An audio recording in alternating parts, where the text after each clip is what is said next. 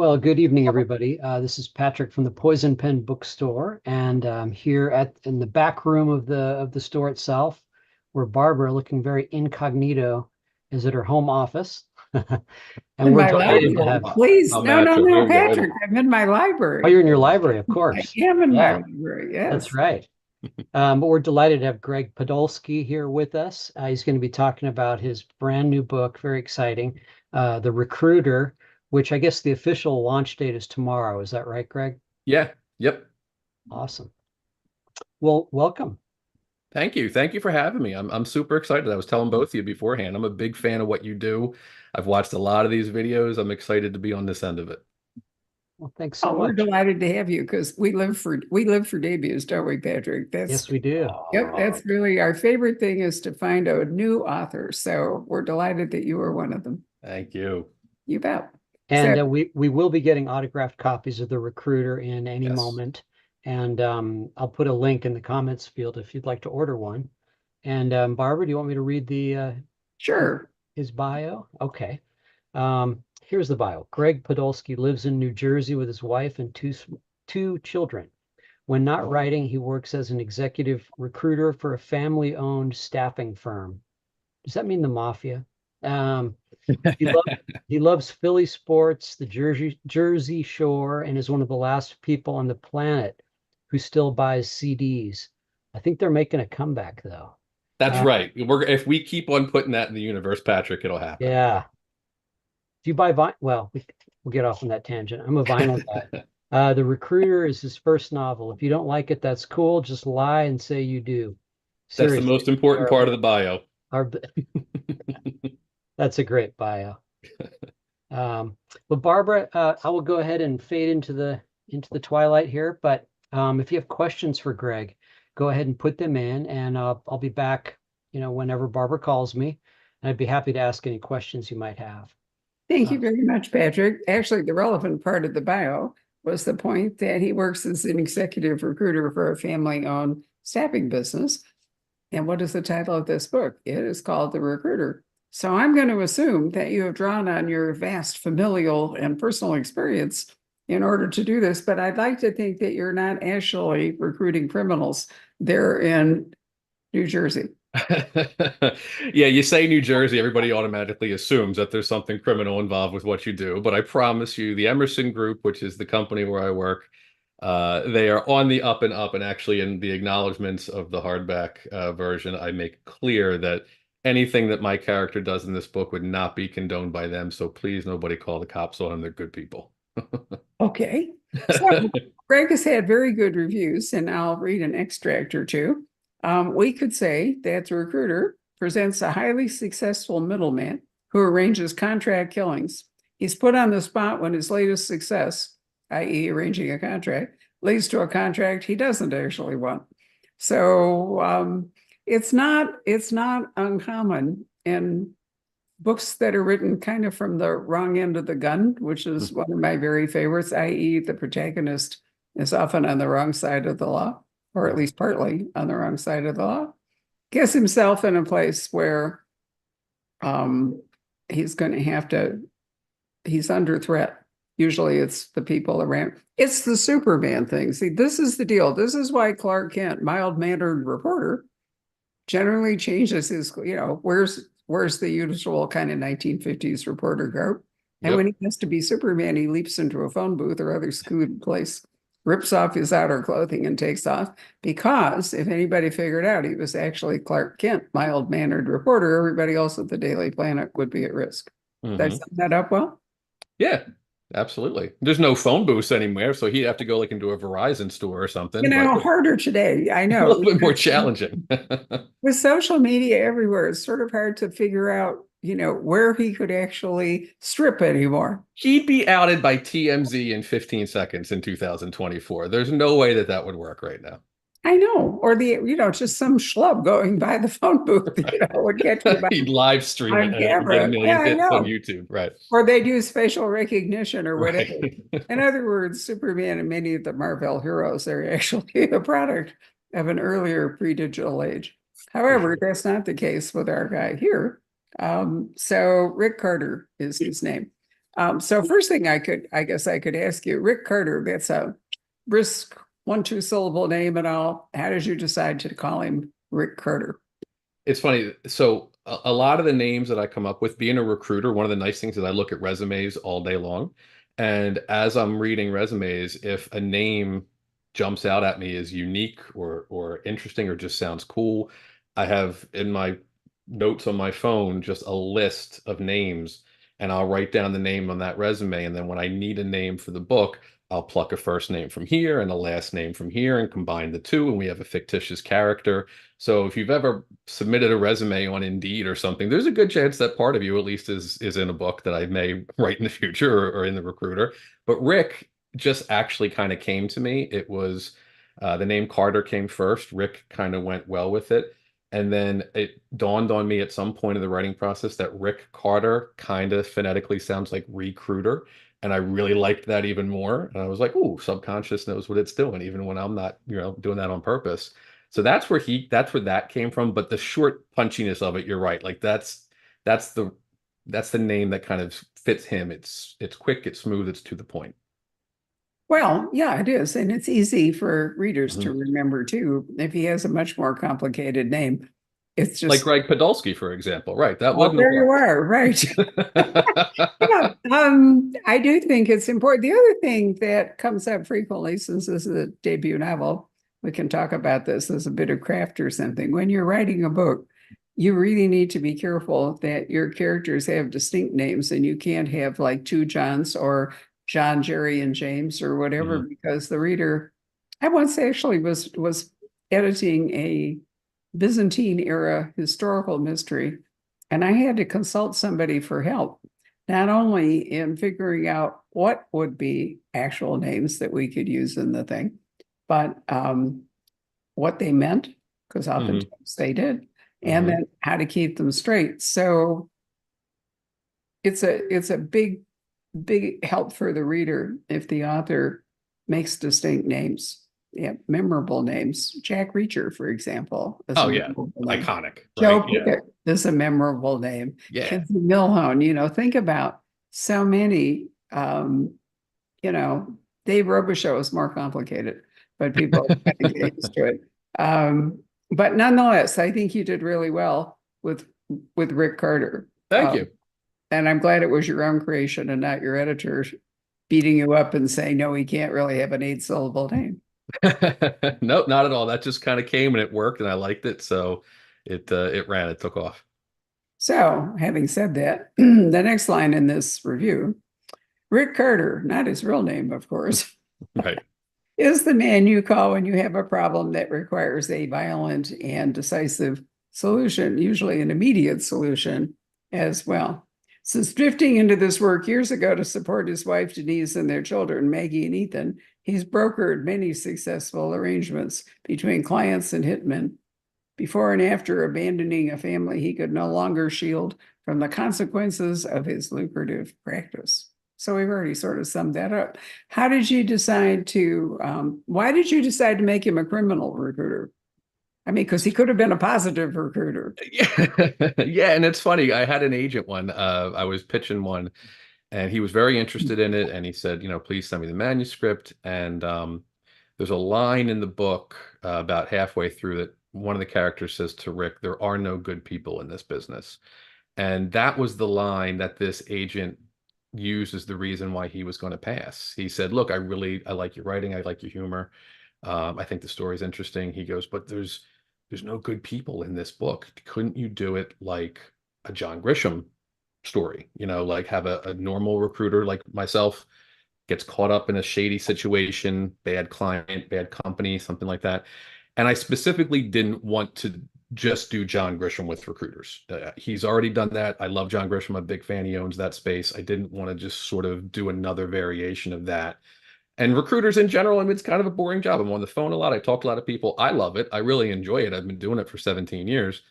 But it's not terribly interesting unless you introduce something like that, unless the people you're recruiting and the clients you work for are interesting. And I thought, well, what if there were recruiters for bad guys, right? Like I recruit for good people and good companies, and I recruit good people to go to those good companies. What if there was a guy on the opposite end of that spectrum who there was a mob boss who needed a hit and his normal guy was sick or he was new and he didn't know anybody in the area? Like, who does he go to? Maybe he goes to a recruiter. And I thought that was really interesting and I'd never seen it done before. And so I started writing that character.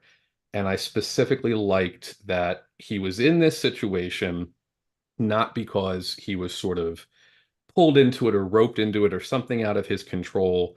This is not an origin story. The book picks up 10 years after he's been in this business. He started off as a very regular, white collar, boring suburban dad with a regular job like I have. And through a series of very bad choices made with the best intentions, he got himself into this role. And I always thought that was way more relatable. I think a lot of people who find themselves in situations they can't escape from and in bad situations get there because of things that they choose to do. And usually it's done with good intentions rather than the outside world conspires and pulls you into that. And so it made him more relatable, but it also made him more interesting because he was recruiting hitmen instead of accountants. And so it was a little bit of what I did.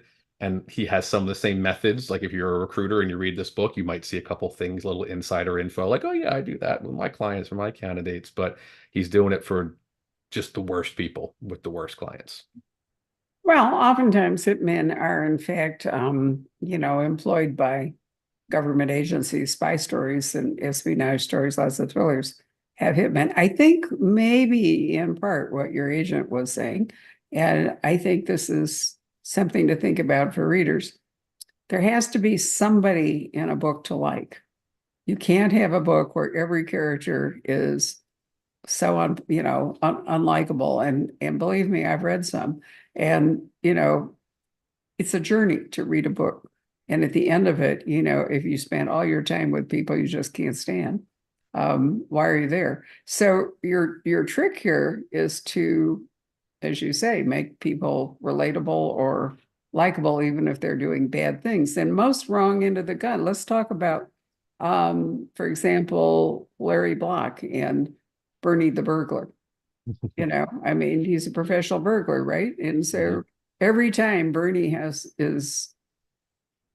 every book, as far as I could remember, there's a huge series of them. But anyway, Bernie, is engaged in burglaring and then he runs across a body. So what does he do? He's really kind of a decent guy in a criminal situation. And now he's found a body and he has to figure out some way that he can deal with that without revealing that he was there being a burglar. I mean, it's a double sort of a problem that Larry gave himself, I think, and did it really well. Richard Stark, he wrote. That's what I was going to say. Parker. Yeah, Patrick is better on this than I am, but there was a guy that, he's a professional, what was he, a bank robber or just a a thug, basically? I mean, he's just sort of heavy. He's the one that was the most comparable to me. The only difference is Parker likes what he does, right? He is no compunction about what he is. He's accepted it. It's who he is. Right. People, I think, like him because he's got an attitude, because he owns the room. The difference between him and my character, Rick, is Rick happens to be very good at the bad stuff, but he hates the fact that he's good at it. He would like nothing more than get back to the boring suburban house life that he had before he found himself in this new role where he happens to be very good at recruiting bad people. And the key thing to your point earlier of making a bad guy relatable, I wanted to make him funny. And that's just naturally my voice anyway. I like humor in every movie I go to. If it's an action movie, something like Beverly Hills Cop or Lethal Weapon, Shane Black, with the nice guys and Kiss Kiss Bang Bang, a huge influence on me. Gritty, realistic, the violence is real, but then there's lots of humor just mixed in for that tension relief. And it was very important that Rick was funny because that's why you like him. Even when he's doing something that isn't great, if he's funny and he can make you laugh, you stick with him. And the whole point of this book, the arc for him, was going from a place in the beginning where he's just at the bottom, doesn't want to be what he's doing, sees no way out because he's too cowardly to go to jail or do anything drastic to get out of it. So he's stuck, to by the end of it, sort of not happy with where he is, but having closed that chapter and understanding he really can't go back and he has to be what he is. that was sort of the growth I wanted him to go through. So he doesn't become a good guy, but he has a little bit more redeemable qualities. He makes some choices that I hope you'll be proud of by the end of the book. The good guy in the book is the ex-husband. Well, I was just going to say, it isn't that the protagonist has to be likable. It has to be somebody. And oftentimes you can overcome that, by making like a sidekick or, a spouse or a partner or whatever it is. That can be the person that's really likable. What's terrible is there's no one in the book. Yeah, I didn't want to do that. No. Yeah, I didn't want to make one of those ones where everybody's just a horrible person and you don't want to root for any of them. It was very, I wanted to make, telling it from the point of view of somebody who was in a bad situation because of bad choices they made, not outside of their control, but at the core, wanted to be good, wanted to still be what they were, just didn't see a way to do that. Okay, so I don't, one of the problems with one of these reviewers is they give away way too much. So let me come up and look at the top one. Okay, so he's a recruiter of expert criminals who must save his family after a job goes sideways. His troubles begin when a Belgian mob boss threatens to kill him if he refuses to oversee hits on 6 law enforcement officers across the globe. Is that really a fair summation? Because the other summation, I've read this it was a long time ago when I read this. I need a memory aid. I've already done one event today. I know you guys are busy. I'm like, yeah. The other one says that his latest success, a double murder committed by rising star Ian Matthews at the request of mid-tier crime boss Leon White, brings them to the attention of bent Interpol operative, blah, blah. And then which is a better statement? What is it that pressures him into having to move into a place he doesn't want to be?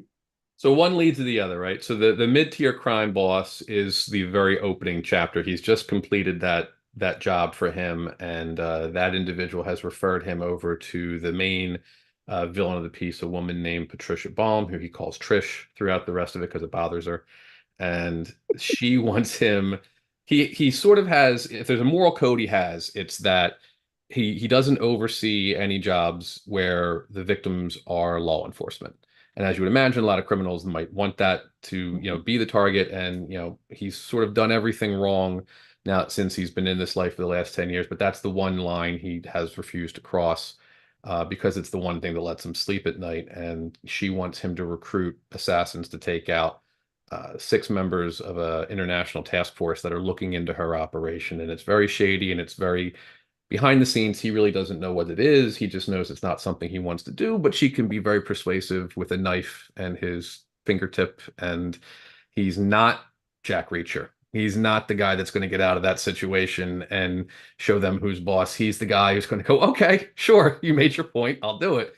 And immediately feels bad about it, and then finds out that there was a hidden 7th target who is a Philadelphia homicide detective who is engaged to his ex-wife, and he didn't know that in advance. And once he finds that out, he realizes, okay, I can't just go to Mexico and drink and forget about what I just did. I need to actually step up because now my family's in danger, and it's because of me.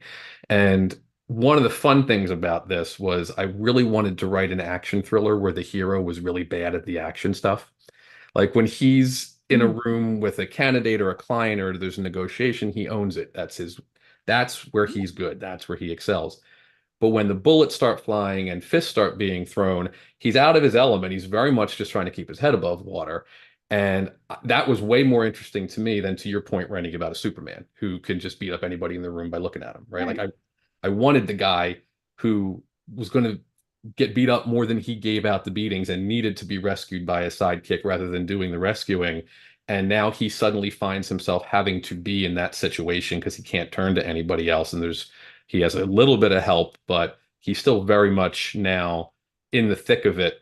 And it's not where he excels. And that to me was very interesting and a lot of fun. And it's where some of the humor comes from in the book. Okay. So basically, well, he's a recruiter of hitmen. He himself is not a hitman. Say that all the time when I recruit candidates. I can tell you, I can recruit somebody to fix your IT problem, but don't ask me to do it. I have no idea what I'm talking about. You would have been in heavy demand over the weekend. That's true. You wouldn't probably even be having this conversation because you'd with Delta Airlines trying to get them to fly again. Right. Got it. No, I mean, that's an important distinction, is that he's really, as you say, he's the recruiter, but he is not the guy that actually does the job. But what does he do when suddenly? Now, as I remember the original mix and all that, there's two from trafficking, two from MI5, and two from the Mossad. So obviously she has an international operation that she's trying to protect.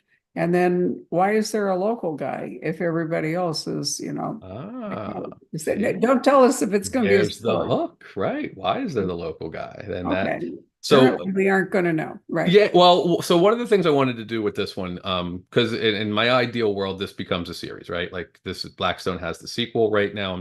They're waiting to see how this one does. But I would love to do a book a year, make the Rick Carter series, keep writing them until the readers tell me they've had enough, right? And in this first book, I very much didn't want it to be an origin story. I wanted him to already be in the middle of it. And I also wanted the stakes to be very small and very personal. And so there is an element of the book that the task force is investigating that had the potential to swell into that Rick Carter has to save the world, right? And my current agent, Dan, he kind of pushed me a little bit to maybe explore that. And he had great advice and we collaborated wonderful, but that was one of those things where I sort of dug in my heels and I said, nope, that's not what this one's about. He's not a guy who cares about saving the world. He cares about saving his little corner of the world. And that's his family that is now endangered directly because of something he did. And so the book was always going to be about his family getting caught into a mess that he created and him having to fix it. Those were the stakes.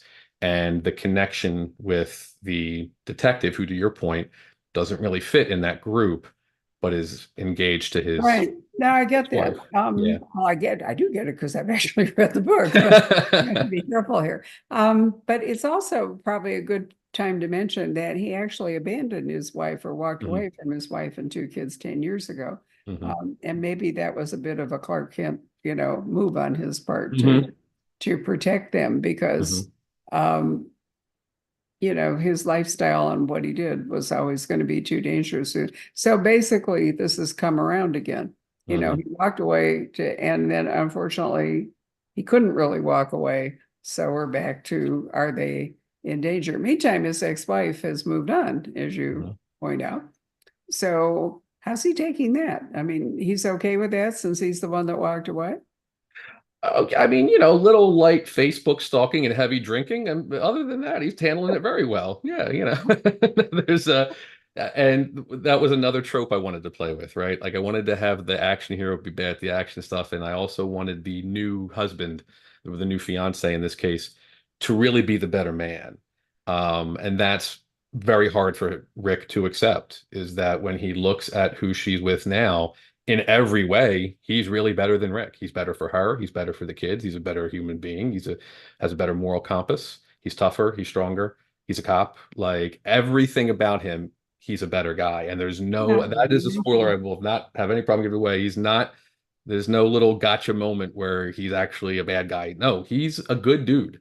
And that's really hard for Rick to accept, that not only has she moved on, but she found someone who is 10 times better than I ever could have been. So she moved on and she moved up. And she moved up. She upgraded. Yes, she did. Also better for the children. Right?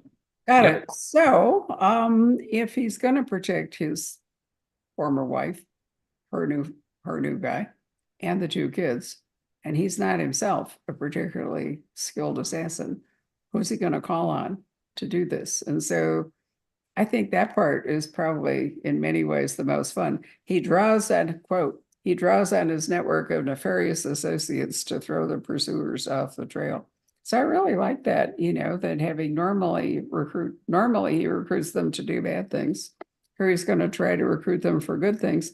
And I suppose there's some comedic play in there, and that if these guys are used to knocking people off, they too are not used to saving anybody. So it's complicated for whoever he musters in his little task force to do that. Yeah. So one of the things that he worries about is that the Trish has such a reach and her organization is so large that he doesn't know anything about it. He's very concerned that she has access to basically everybody in his Rolodex, so to speak, right? And he doesn't know who he can trust to rely on. But there are two individuals that she wouldn't know of for different reasons. One of them is a former military guy who he was kicked out of the army for dealing drugs and then got into guns and has sort of become kind of a lead generator for Rick. Like he hears about jobs and passes them along, and he's kind of a meathead, and he's kind of, that kind of guy who tried to get into being a hitman and wasn't any good at it. He gets looped in, and then there's an up and coming assassin named Erica, who is probably my favorite character in the book. I love Rick. Rick's a ton of fun. Erica just continued to surprise me. I'm a mix of a plotter and a pantser. I kind of know the story beats and I know where it's going, but the stuff in between I make up as I go. Erica is the one character that really surprised me at every turn, and I love her for that. She's the expert. She's the assassin. She doesn't have the name yet. She comes to him to he has a reputation as sort of a kingmaker in this world, and she wants to very much kind of break through the glass ceiling of the boys' club of assassins, and he kind of pushes her off. And then when everything goes wrong, she's the one person he hasn't done anything with. So he's like, okay, well, Trish doesn't know about her. I can use her, but I also don't know anything about her myself. She might not be any good. And it turns out she's actually very good and saves him multiple times. So he's picking at the edges of his network and getting the ones that he feels most comfortable with that aren't necessarily the best for the job. And yeah, it makes that a lot of fun. Well, there's some similarities to a spy novel here in that you don't know who's actually a double agent. Mhm. So that is a problem he faces. Well, we probably can't say anything more about this without spoiling things. So what made you want to write a book? I've always loved writing. My very first piece I ever had published was in Highlights magazine when I was 9 years old. You remember Highlights magazine? Staple of pediatricians' offices everywhere, right? And I wrote a story in second grade called "The Horse Raised by Wolves," so 7 years old.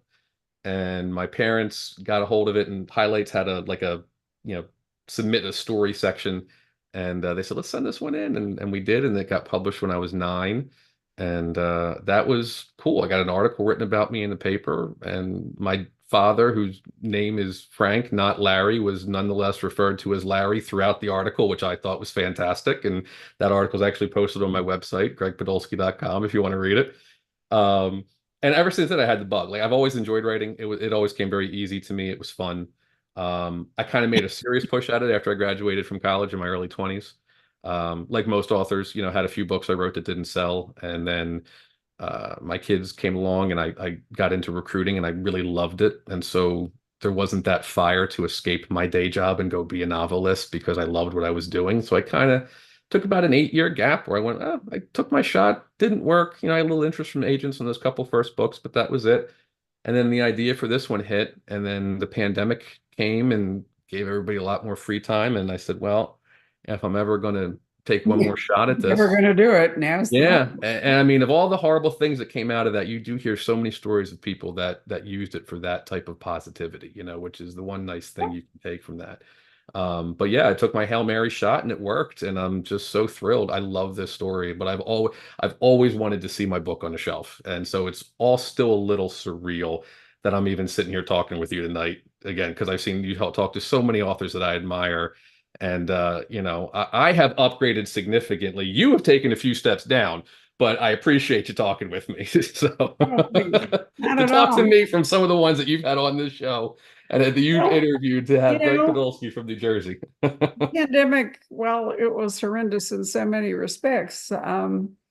Because we're in Arizona, where, the general tenor was to ignore it if at all possible. Right.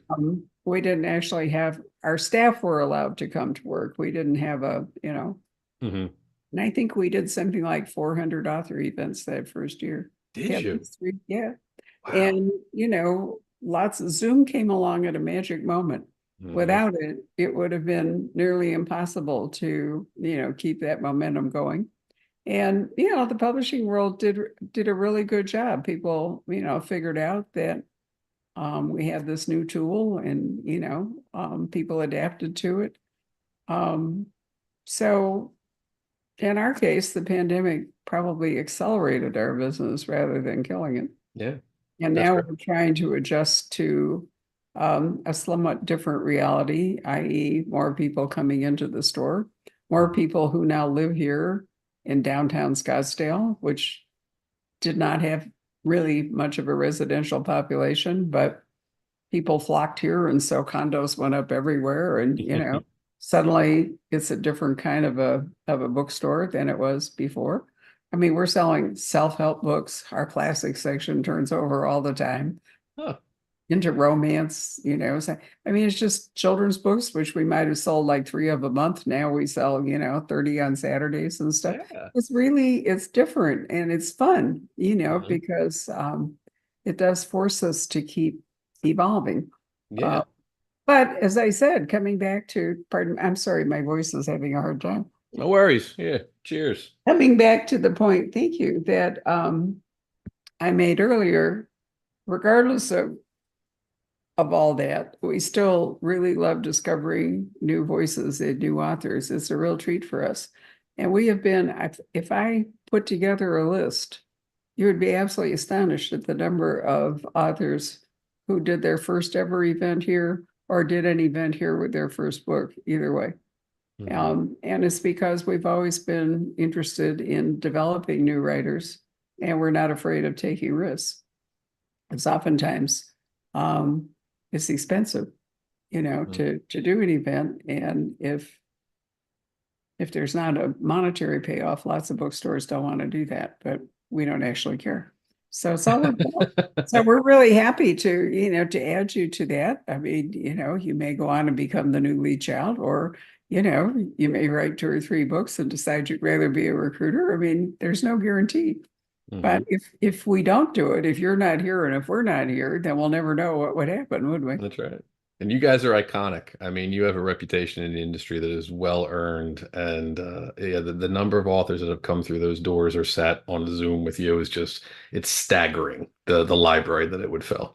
It really is. It's a big number, but try to remember it's really fun. I mean, it's really fun for us. So we're very happy to do it. Our next big project, once we clean up a bunch of other stuff, is to generate an index, because there's so many Zooms, and these also, the soundtrack becomes a podcast, and we're just a shade under 300,000 downloads.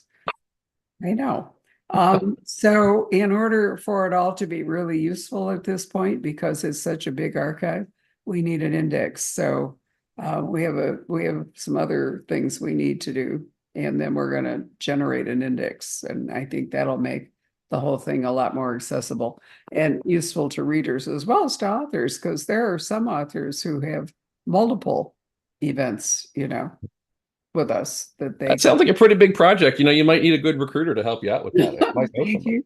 Actually, it's an AI project. My husband. Oh no, don't say No, that. I know. My husband, the tech guy, Sorry, says bro. that it really is an AI project. So we'll see. You're right, we might need a good recruiter for it. But this is a question that has been coming up a lot, is, what's going to be the effect of AI on authors, bookstores, publishing, and all the rest of it. And I do think there are some applications like generating an index, if you're going through hundreds of things, where I can actually see that. Am I going to be fooled into thinking that a book called Gregg Podolski is actually written by some bot somewhere? No, because A, I get to talk to you, and B, I don't think that I know that they say that the text can train these things, but I don't think there can be enough personality yet, anyway, that I wouldn't notice the difference. I don't know. Have you I'm read any of kidding it? myself. Okay. Have you read any of the AI stuff that's out there? No, I haven't It's- read any because I'm totally not interested. And not only that, I could barely. Do you know that last week there were 2,200 new books released? I know. 2,200 last Yes. week. This week it was like 1,700. I can't keep up. So why would I read anything outside, what I want to be reading? I mean, Right. I'm so old school that I read 3 morning newspapers. I read the New Oh, York. my dad would love you. Oh, He and I you could know. talk All day. He sits and reads it front to back every day. Yeah. Well, so I read the Arizona Republic. It's our local paper. I read the New York Times because of, various reasons. And then I read the Wall Street Journal for the arts coverage. I do not read it for its editorial position. But and actually, I will say this as I try to avoid politics. I think the Journal has been actually schizoid for months because they really dislike one candidate, but they can't bring themselves to endorse the other. And they just like it's whiplash. They zigzag back and forth. And I want to say to them, if you really don't want this guy to run, then why are you also trashing the other guy? I mean, it's just been really kind of comic to watch. Well, can I tell you? So one of the things that my agent told me, which was one of the best pieces of advice he gave me, is when I first wrote this book, obviously I wrote it during the pandemic, and I made a lot of references to COVID because it was on everybody's mind. And I thought there's no way this is never going to be something we don't talk about. So it had to factor in. And then when you talk COVID, you naturally get into politics. And I'm very much like you.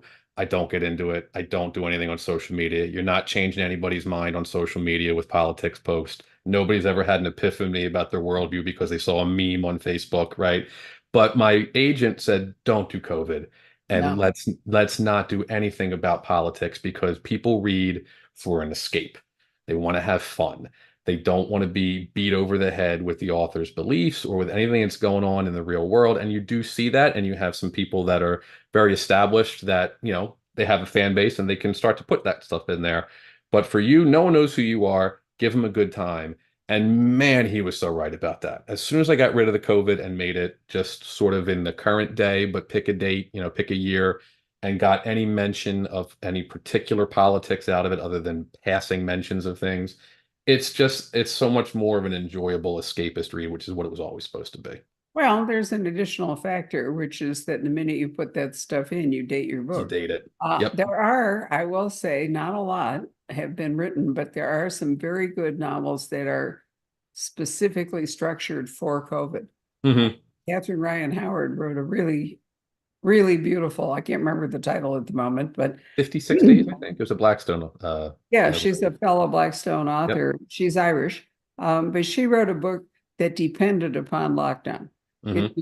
And Val McDermott, another really wonderful author, a Scottish author, wrote a terrific book. And it only works because it was locked down in Edinburgh. But, so it's not going to date any of her other books. I mean, Right. It was specific to that moment in a Almost like writing a historical piece, right? Like a historical Yes, fiction. and you know what? It already is an historical piece. Mm-hmm. Is the point. I mean, in the time that I started the bookstore, we're going to be 35 in October. So it was October 3rd, 1989. And at that point, the 1920s, that was the line between contemporary and historical fiction. And you could hardly interest anyone in reading about the 1920s. It was kind of in limbo. Mm-hmm. So historical fiction for most people was World War I or before, but it was not the 1920s.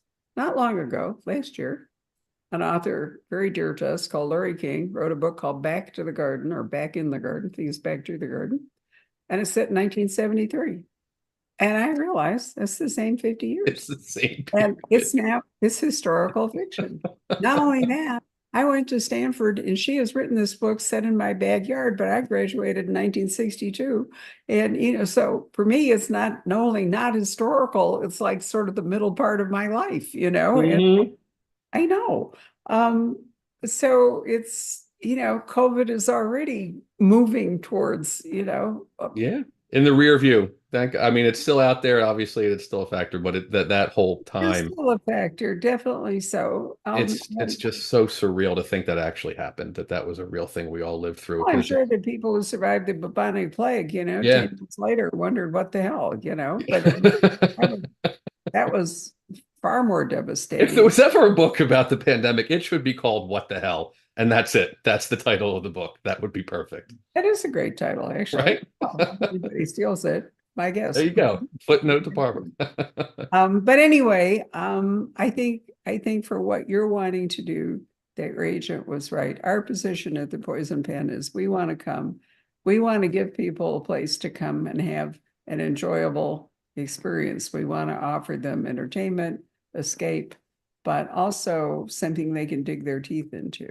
Mm-hmm. Because crime fiction, really is great in this fact that you do learn a lot, whether it's character studies or whatever. But if you're reading like the last Daniel Silva, you got to read about the Geneva Freeport and, learn about, art reparations and all kinds of stuff. I mean, most good crime writers actually teach you things. Oh yeah.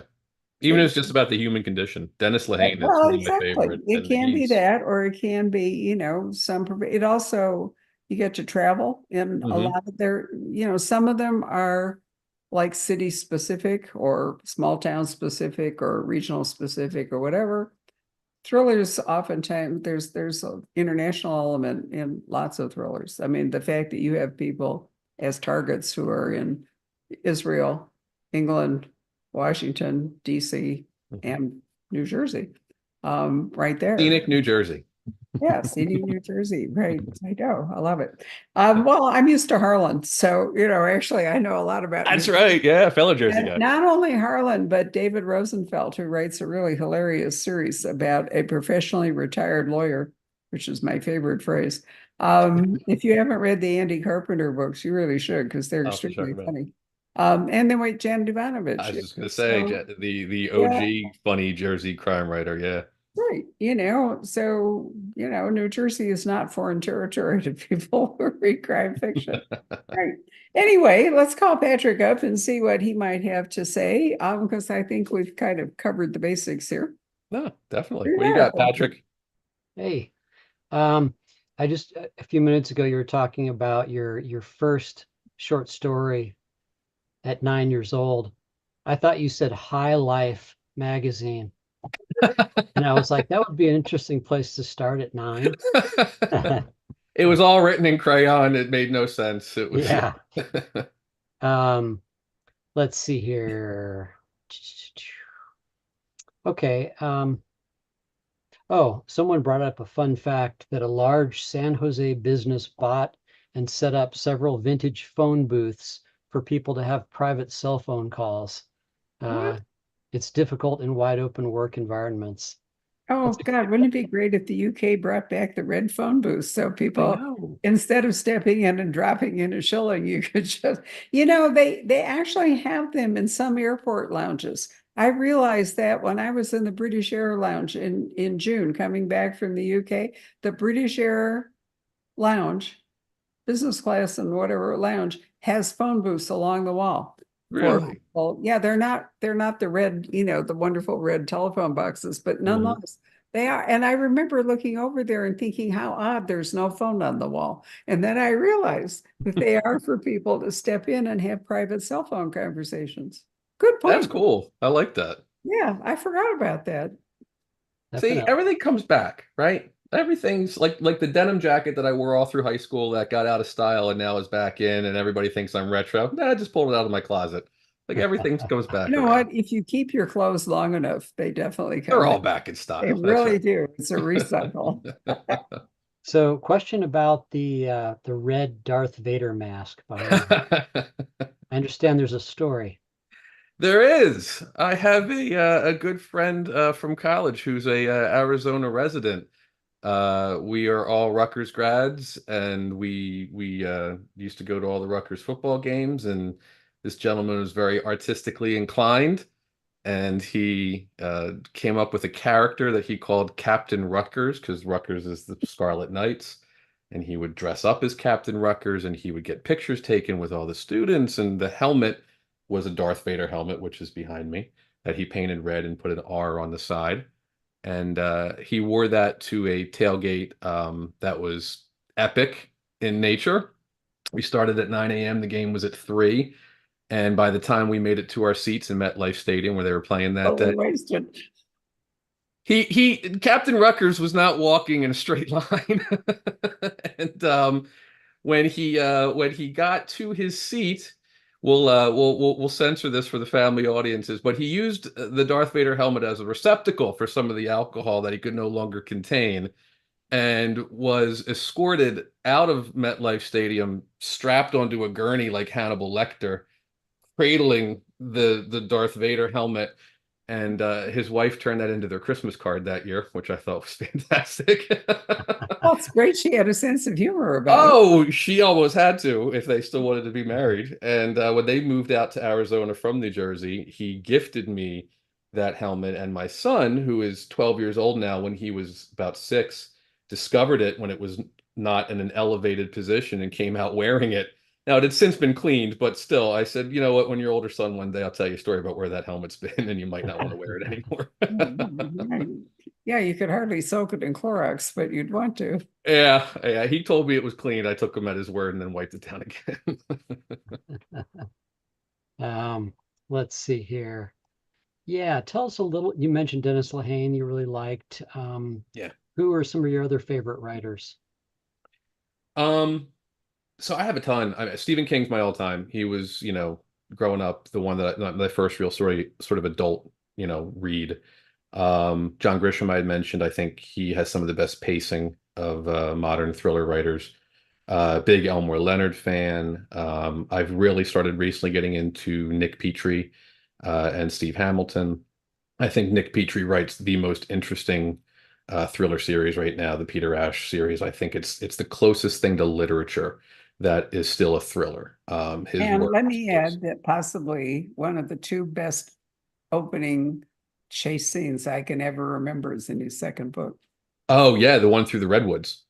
Fantastic. Yeah. Absolutely brilliant. Yeah. Yep. And S.A. Cosby, who was kind enough to give me the cover blurb for the hardcover, who was such a wonderful human being. He's amazing. But I wrote an article for The Strand, their online magazine, Mhm. about my inspirations, and it's called Shane Black, Dennis Lehane, and Kelsey Grammer Walk into a Bar, because those are the three inspirations for this story. Shane Black for his style, his humor, his violence that kind of comes out of nowhere. Dennis Lehane for his characters and his dialogue, which I think is second only to Elmore Leonard. And then Kelsey Grammer, because he actually did a really bit part in a really bad movie called Expendables 3. And I don't know if you've seen that series. It's that Sylvester Stallone and Bruce Willis and all the older action stars come together as like a mercenary team. And the third one features a character played by Kelsey Grammer who is kind of sort of their recruiter. He acts that way and he functions that way and he finds them people for his team. And I always thought that was a really cool character, but he is very much a side character. He's in it for like one section of the movie and that's it. And I part of writing this was, Rick would kind of be a side character in a Jack Reacher novel, for example, right? Like Rick would be the guy that Reacher finds halfway through the book and beats up to get information about whoever hired Rick, and then he would move on to that person. You'd never see Rick again. And I kind of wanted to write a book where that side character was the main character. And Kelsey Grammer's character in that movie was the first time I'd really seen that done. So those were the three pieces of inspiration for this one in particular. Where are you going to go next? So as I was telling Barbara, Blackstone has the sequel in their hands right now. I've called it The Candidate. Hopefully they stick with that title, and hopefully they decide this one did well enough that they want to do that one as well. I would love to just turn this into a regular, book a year series. I have about 8 or 9, future books, at least the rough plots and stories kind of mapped out in my head. I know where I want to go with book 3. I really have loved this character and loved expanding his world in the second one. Um, and it's just something that's been so much fun to do. And I'm very aware of the fact that very few writers make a living off of that. So if I end up recruiting for another 17 years, but I also have another 17 books, I'm going to be a real happy guy. And that's sort of, if I could ever write full time, my boss knows that's the only reason I would ever stop doing what I'm doing, because I love what I do so much. But if it doesn't work that way, I get to have 2 jobs that I love, and that's super lucky. Our experience is that people who leave to write full time actually don't write full time because other things then move into their lives. Hmm. So, It's tough. It's a big keep leap. Yeah. you can keep your day job and also write. And you know what? If this series doesn't track, you can write something else. Oh yeah. Yeah. I've got a couple of those trunk novels that weren't good enough back in the day. I still like the kernel of their ideas, and I'd Right. love to unearth them maybe down the road and explore them, either as an alternative if this doesn't continue, or as a standalone, maybe just to take a break, because I really like the ideas. They just need a lot of polish. Well, you learned a lot, right? Doing this. I hope so. We'll find out when the book comes out tomorrow. We'll see what those Well, five-star indeed. reviews or one-star reviews say. We'll Anything find else there, Patrick, from you? Somebody had asked about, do your business associates, are they aware that you wrote this book? Have any of them read it already? And what kind of feedback are you getting? I didn't tell anybody I was writing it until I sold it because I didn't want to have a lot of questions about how's the book going, what'd you do with the book. I kind of wanted to announce it when it was sold, and when I did, they were so supportive. My boss in particular, a gentleman named Bill Emerson, has just been fantastic. Everybody at my office is going to be at the book launch tomorrow in New Jersey. My friends, my family, they all found out about it, at about the same time. My wife read it before it came out, and a couple of beta readers, and that was it. The only one who has received an advanced copy is a woman who retired recently after over 20 years with the company, and that was her retirement gift. I did that as my unboxing video because I didn't want to do it just a standard author unboxing video. So I gave it to her as a gift, and we did an unbagging video for her retirement day. So she has a copy, and I believe is reading it now, but that's it. So I'll be really interested to see what they have to say about it as well after they get their hands on it. Sounds wonderful. Well, I'll tell you what, one of the advantages of doing this is that it then becomes like a forever book tour.